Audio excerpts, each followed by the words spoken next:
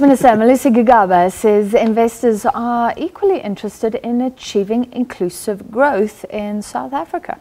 Yes, he was speaking to SABC News on the sidelines of his closed-door meetings with investors in New York following South Africa's multiple credit ratings downgrades earlier this month. Correspondent Sherwin Bryce-Pease chatted with the minister a little while earlier this evening. South Africa's Minister of Finance just stepping out of his closed-door meeting with investors here in New York. We have him just for about 2 or 3 minutes. Minister Gigaba, I'm sure you're very happy to see me again. How are those discussions going on indoors, and who are you meeting with? Well, I'm even happier to be seeing the investors, no offense. No, we're meeting various bond and equity investors, discussing with them a number of their concerns about South Africa, sending the same message of reassurance about the direction of our economic policy, our fiscal management. But I think the most important and interesting thing is that the investors are much more concerned about inclusive growth. Mm-hmm.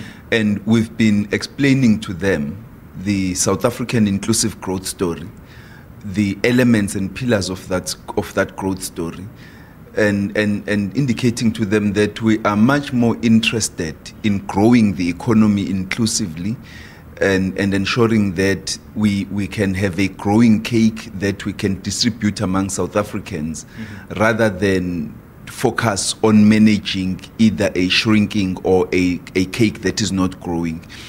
But some of the investors have actually made suggestions about some of the things they think we need to do, because we are also asking them, what is it that they think we need to do? They are confident about the South African economy. They are not pulling out or even contemplating pulling out of the economy. And some of them are stating very clearly, candidly, that they are confident about South Africa. Mm-hmm. And so are making suggestions about how to grow the economy, how to build assets, and even about how to manage the downgrade situation. What are some of their suggestions? I imagine questions around possible shifts towards nationalization, possible shifts in terms of land redistribution in South Africa. Has that been raised at all, and how are you responding? Yes, those things have been raised. They've been raised and we've been responding to them. The ANC prefers a mixed economy where both the public and the private sectors play an important role. The ANC understands and believes that the private sector is the biggest driver for growth, productivity, investment, and job creation, and that therefore the public sector must reinforce that role for the private sector. But we also believe as the ANC that the public sector has a big role to play to redistribute the fiscus, to redistribute incomes, and to ensure equitable access by those who are disadvantaged into the economy. And you see that in the fiscal management, in how we use the fiscus, how we use government's procurement spend, how we invest in the infrastructure. Over the years, even as the South African economy started declining, you saw social expenditure continuing to grow. That has not been affected. Even as we implemented fiscal consolidation plans, social expenditure continued to grow, and infrastructure investments, even though they dropped a little bit, but we continue to invest in infrastructure. So we are going to continue along that trajectory. So your focus here is really, when we talk about inclusive growth, when we talk about radical economic transformation, there's a very important role that business must play. In previous roadshows, Minister, business was here, labour was here. Are we getting a sense of a broad consensus from South Africa, given the fact that Treasury is here by themselves we with investors for the first time? We had indicated to business at home that this is not a roadshow.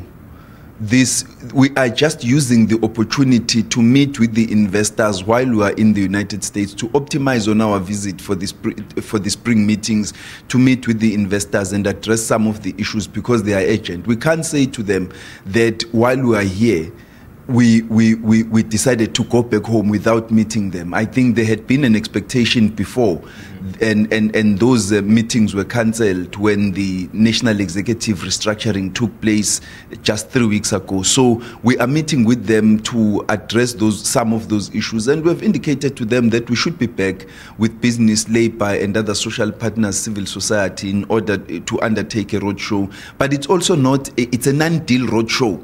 We're not selling any bonds. We're not raising any money. You're calming fears. We're just calming fears, and they understand. They understand that, and I think when we left the country, we indicated to some of the stakeholders that we will undertake a roadshow which would involve them, and so there shouldn't be any panic that we've suddenly decided to leave them behind. In actual fact, it is a great positive for the country, for investors to hear business, labor, government, civil society all talking the same language, concerned about the same issues of growth in the economy, to have labor being concerned about the downgrades, being interested in inclusive growth, being interested in addressing anxieties among investors. It actually does a lot to calm the investors and make them realize that all the social partners in South Africa are interested in the same goal. Are they currently, are you speaking from the same handbook right now? Currently, we believe that we are. Yes, there are some people who are concerned about the fact that they were left behind. It's okay. We will manage that. You know what? I don't need to panic as a result of some of those concerns. We've got a long threshold. We're going to engage with everybody to talk to them, bring them on board. We have been engaging with them over the previous 2 weeks, and I think that we are going to address all of those concerns. There is absolutely no need for panic. Let me ask you just one more question on that. Should you not be panicking about what we're seeing from FNB this morning? They've downgraded their estimates for economic growth to around 0.7%, sort of tracking what the IMF said last week, 0.8%. Treasury's figure, I think, is still at around 1.3%. Is that going to be revised given the effects that these downgrades are having right now on a shrinking economy? I don't think that our growth projections are determined by the opinions of other people. The South African Reserve Bank, the South African Revenue Service and the National Treasury still have to undertake their own scientific assessment of our growth projections to be able to determine whether we are going to undertake a downward revision of our growth projections. But at the present moment, there is a very marginal difference between the Treasury and the Reserve Bank of 1.3 and 1.2.